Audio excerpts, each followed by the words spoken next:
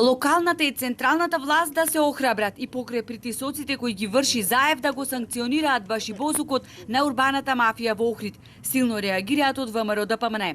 Тесно партиските и бизнис интересите се испреплетени во Охрид, чиј статус како град заштитен од УНЕСКО е загрозен. Од ВМРО ДПМН обвинуваат за инертност на институциите по однос на дивоградба за која, како што велат, никна на крајбрежјето на Охридското езеро, а молчат и локалната и централната власт. Се работи за бетонска база, која без дозвола од општината ја гради добро познатиот на македонската јавност советник Нефи Усеини. Овој човек важи за многу близок до граначалникот на Охрид Константин Ѓорѓиевски, како и целото раководство на СДСМ во Охрид.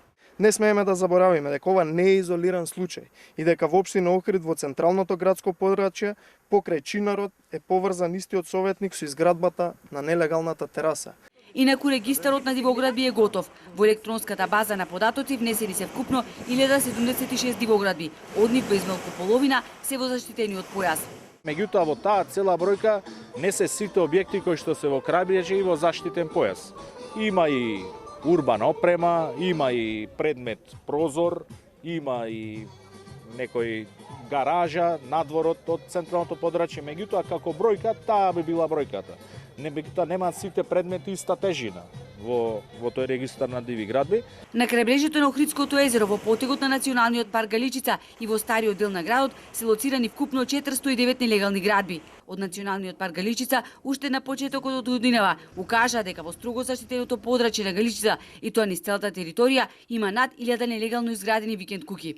Еден од најголемите проблеми на Националниот парк Галичица, но и на Охрид како град на листата на УНЕСКО како светско природно и културно наследство е урбанизацијата. Значи, ако заради нешто не стават на листа на загрозено, односно светско наследство загрозено, ќе биде урбанизацијата.